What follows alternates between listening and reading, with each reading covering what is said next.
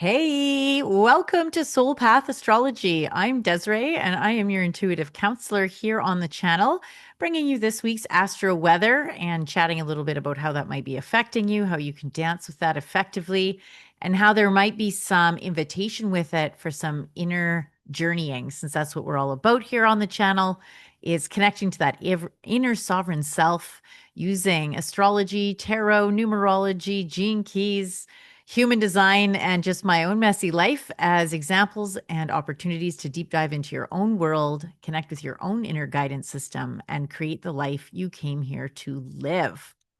Yeah, that sounds pretty grandiose. Okay, let's jump in. So, first of all, I'm like super tired. And a few of the people I've chatted with today are also super tired. If this is you too, don't feel bad. There is a whole heck of a lot of retrograde action going on in the skies this week. So we're going to do the reading from the 15th to the 22nd of July. With that, though, I'm going to take a little bit from what's already happened because I really want to deep dive into the retrograde energy of what's happening. What does that mean? And how can you work with that to better dance with the cosmic energetic waves rather than getting buffeted by them and feeling like you're drowning in that cosmic sea? So, this is what we're going to talk about: Neptune's retrograde, Saturn's retrograde, Pluto's retrograde, and on the 18th, Mercury also goes retrograde. So, if you're feeling tired, if you're feeling a little cocoony, if you're feeling kind of introverted, if you're feeling like maybe you're having some opportunities to revisit some old karmic wounds, you are being heavily supported in that work this week, big time.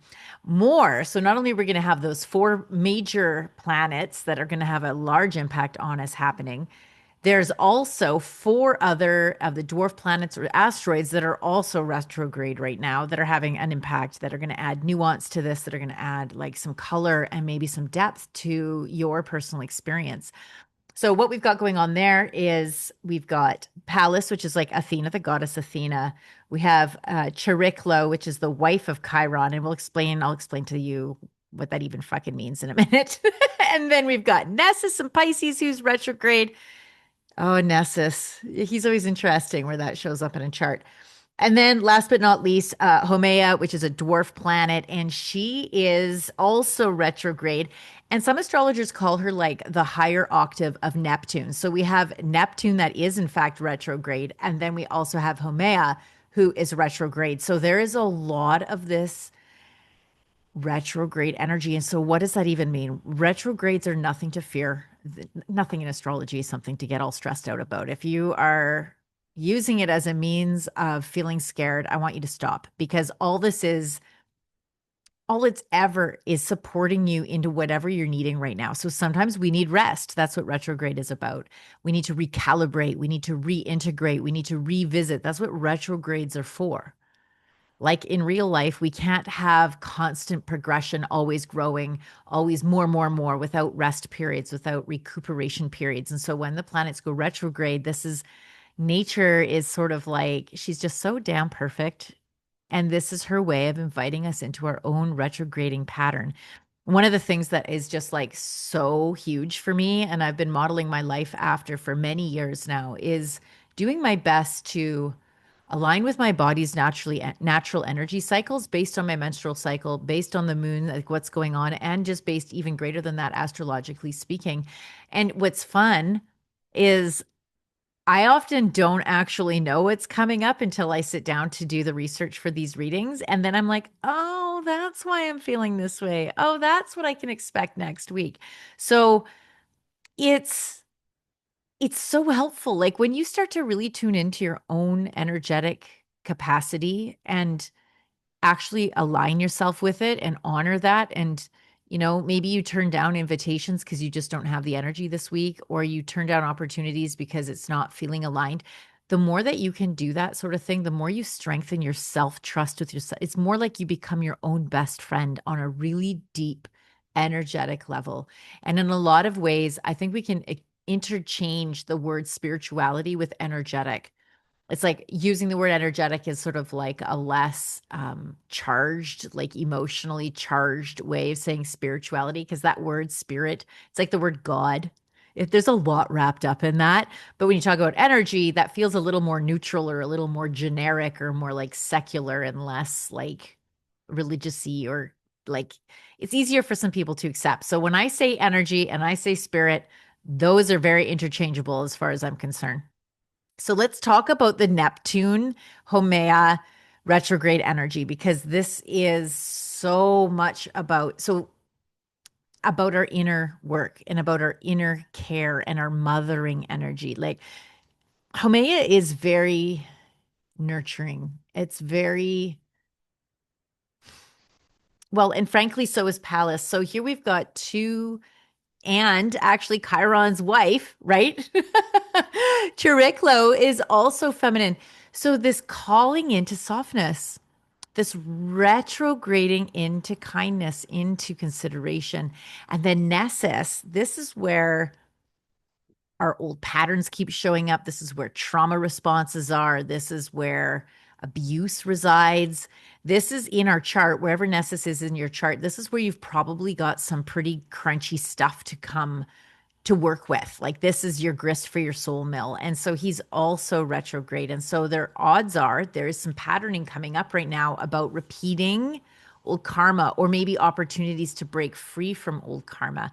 Or maybe the other thing that might be happening with this energy as you do some journaling and some slowing down for some self-care this week. Notice what deep longings you have, what deep wounds are missing. So, to pick on me as I do, something that's been coming up that's been really alive for me is this insane longing for the masculine, like healthy masculine that is sovereign in his own being, who understands his own feelings, who holds space. I was watching this like old movie about dancing and you know how the partner holds and leads and the feminine can like relax into that and I was actually having some tears around never really feeling met in that kind of a way for any protracted length of time, like having grown up without much of a father figure, like that archetype of the father in being this support and this something you can lean on and trust and relax into. Like that has just been missing my whole life. So for me, all of this retrograde action has been inviting me into noticing that about me and then noticing where maybe from that wounded place, I repeat patterns or I try to like offshore that or there's this romantic in me that's just so longing to have the happy ending and the like to meet this man of my dreams who meets me in this exact spot, who like is just as big and whatever and has done all his work as I have. And it's like I have so much tenderness. That's what all these planets are pointing towards for that romantic, that sweetness that is longing for a world where it's safe to just be soft. At the end of the day, that's what it boils down to. And so astrologically this week, you guys, if you are feeling tender, if you're feeling tired, if you're feeling like you're just longing for something to feel supportive, like that's okay. That's exactly what's coming up here. And if there is some old karma that's coming up to be resolved, like let it, really have some tenderness and some compassion around old patternings that you've held that came from old patterns and coping mechanisms, maybe from your childhood. Maybe it's karmic down your family lineage, but just this week, be sensitive with yourself, like, and really, as much as you can, carve some time to be introspective, to be gentle and nurturing and kind. Because with Neptune and Saturn both in retrograde, it's like Saturn is like all about the boundaries and Neptune is boundarylessness. So it's like, where can you find appropriate boundaries? Where can you find boundarylessness? Where can you find it appropriate to be nurturing? And where do you overdo the nurturing? Where do you let people get away or maybe let yourself get away? Where you need to have some self-discipline from that loving place, not the controlling place. So yeah, and then Mercury retrograde. So yeah, back up your computers, double check your text messages. But more than that, it's our thinking. Mercury represents our thinking and our words. So like take this time to think like take this time to journal, take this time to communicate with yourself. Maybe even play a game like where when you journal, pretend you're talking to your higher self in your journal. Like ask your higher self questions and see what answers come out of it. Maybe some of you are doing that with Chat GPT.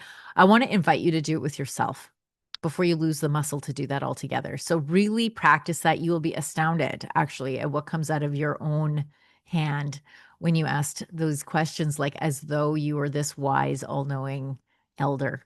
So play with that a little bit. That would be an exercise. Okay, let's jump into the cards. Before I do that, I'm going to hold them up so you can pick in case you didn't get to see the card picture. Here we have number 1, number 2, number 3. Taking a deep breath, arriving in this moment. Maybe take another deep breath.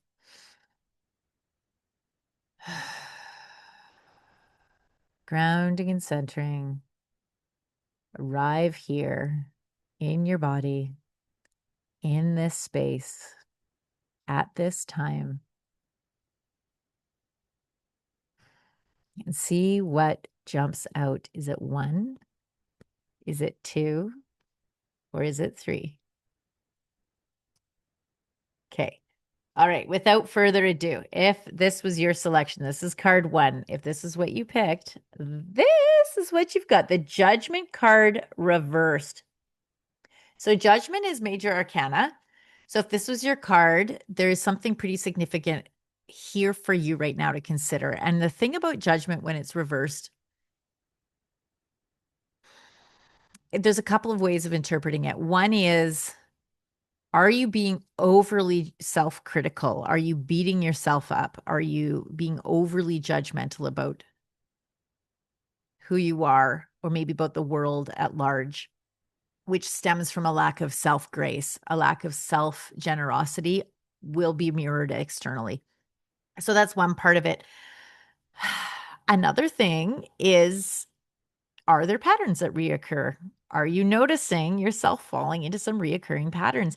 And this ties into all the astrology. Yay. If you're noticing this, awesome. So why? What is that pattern? What need are you trying to meet with that particular pattern? And can you break yourself out of it? Can you choose something different consciously? Can you attend to that need, that part of you that has a pattern that's not serving you in a healthy way? Can you find a healthy way to meet the need that it's been, maybe you've been afraid of being vulnerable. Maybe you overindulge in things. Maybe you keep outsourcing your happiness to someone else. Maybe you keep outsourcing your well-being or your sense of safety. This isn't to say that we don't need others, because we do. And I would be remiss if I didn't express that. Like, we so need to do our inner work, and we so need to take responsibility for ourselves and our responses and how we show up in the world, and to self-soothe and to reparent and all of those beautiful things. But there is work that can only be done in relationship. It needs the trigger point of relationship. It needs to be witnessed. There's such a healing that happens in being witnessed, that by another. Like, you need to witness yourself. Yes, absolutely. But there is also a need to be witnessed by another, to be held.